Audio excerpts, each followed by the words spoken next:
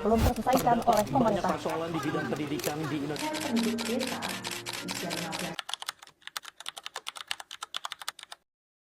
Baik, di sini saya akan membacakan materi tentang konsep organisasi lembaga pendidikan. Organisasi berasal dari bahasa Latin organum yang artinya alat, sedangkan menurut istilah organisasi berasal dari bahasa Inggris organisation, penyusunan atau penghimpunan. Organisasi adalah susunan kesatuan kecil yang membentuk satu kesatuan besar.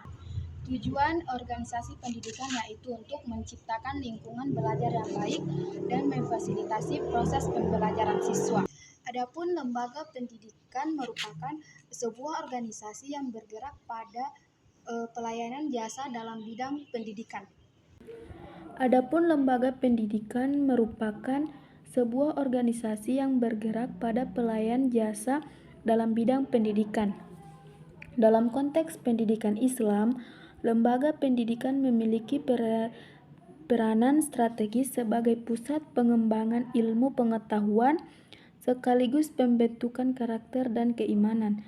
Lembaga pendidikan Islam harus memiliki struktur organisasi yang jelas agar dapat menjalankan fungsinya dalam mewujudkan tujuan pendidikan Islam secara optimal. Menurut H. Rusdiana, organisasi lembaga pendidikan Islam merupakan sistem sosial yang abstrak namun nyata manfaatnya, terdiri dari norma dan fungsi yang terorganisir dalam sebuah struktur yang teratur dan sistematis. Selanjutnya, kita akan membahas terkait dengan jenis lembaga pendidikan Islam. Di Indonesia, jenis lembaga pendidikan Islam ada 3. Yang pertama ada lembaga pendidikan Islam formal, yang kedua lembaga pendidikan Islam non formal, dan yang ketiga ada lembaga pendidikan Islam informal. Lembaga pendidikan Islam yang diselenggarakan secara formal merupakan lembaga pendidikan yang terstruktur dan terjenjang, di mana lembaga tersebut terdiri atas pendidikan dasar, pendidikan menengah, dan pendidikan tinggi. Jenjang pendidikan dasar, pendidikan dibagi menjadi 6 macam. Yang pertama, Taman Kanak-kanak Islam, RA, Sekolah Dasar Islam Terpadu, Madrasah Ibtidaiyah, dan Madrasah Tasanabiyah. Yang kedua yaitu pendidikan menengah. Islam menengah ini dibagi menjadi 3. Pertama ada SMP, SMA, dan SMK. Nah, baik, selanjutnya lembaga pendidikan Islam non formal. Lembaga pendidikan Islam non formal di sini tujuannya untuk mengganti, menambah, dan melengkapi pendidikan formal. Nah, pendidikan non formal di sini meliputi pendidikan kecakapan hidup, pendidikan anak usia dini, pendidikan keterampilan, dan pelatihan kerja. Nah, selanjutnya lembaga pendidikan Islam informal. Lembaga pendidikan Islam informal, bahwasanya pendidikan ini merupakan jalur pendidikan keluarga dan lingkungan, di mana pendidikan Islam informal berbentuk kegiatan mandiri.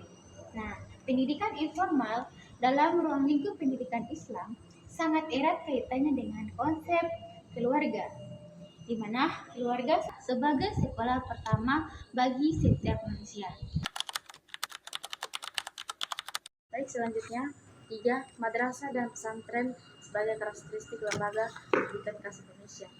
Madrasah dan pesantren merupakan lembaga pendidikan khas Indonesia yang mengintegrasikan pendidikan agama Islam dengan nilai-nilai budaya setempat.